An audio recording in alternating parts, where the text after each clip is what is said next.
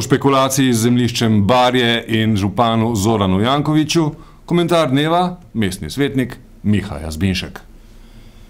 Po besedah Bernarda Nežmaha iz Mladine, aktualno stanje duha na Slovenskem prinaša kljub vsemu nepričakovani obrt, borba zoper tajkune, ki jemljajo Slovenijo za svoj finančni plen, se kaže kot prvi skupni politični okvir po spopadu z JLA leta 1991, ki presega strankarske spopade. Ker se je borba zoper tajkune v Sloveniji konsolidirala, postavila na trdne temelje, je tudi nadaljna politična zloraba Jankovićevega insajderskega denunciantstva tajkunskih kolegov, ki so mu blokirali lasten menedžerski prevzem Mercatorja, brezpredmetna. Torej je čas, da se začne z borbo zoper tajkune, ki jemljajo Ljubljano za svoj finančni plen.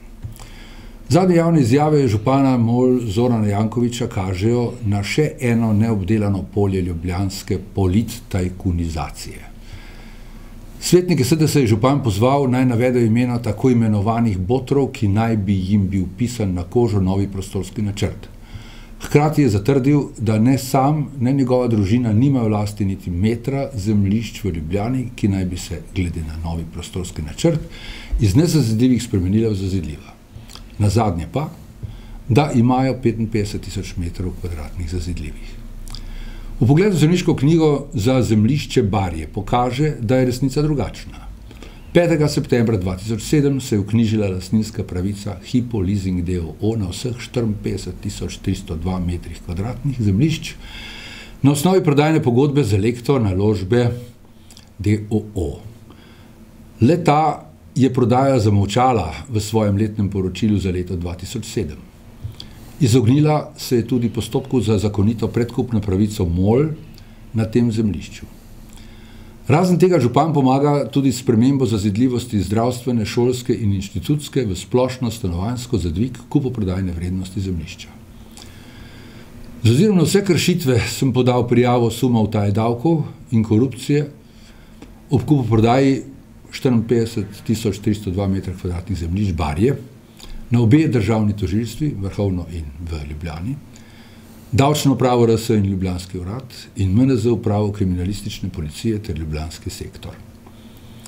Po besedah Petra Božiča iz štaba župana Jankovića je uporabljanje besede tajkun primitivno in žaljivo, da je ta jezik prvi uporabil Janša in da danes govorijo tako samo boljševiški pankrti. Osebno še ne operiram s to besedo na osebo. Kdo je tajkun poimensko in kdo pomaga, se bo razčistilo v vsakem primeru v borbi zoper ljubljanske tajkune posebej. Hvala lepa. Prosim lepo. Jaz sem volil za Jankovića. Vem. Lahko mi malo zmerjate, ampak... Ne, kje pa. Zakaj več? Pričakovanja so bila velika. Ne, če človeka po televiziji, človeka po časopisih. Ne, res, to pa dela, ja. Človeka po časopisih. Mene je recimo trikrat na laž postavil. Klede človekov po časopisih, jaz sem še pogledal zemljiško knjigo in kar nekrat sem ugotovil, ne. In da niso prijavili, v letnem poročilu nimajo te pogodbe. O, Madonna.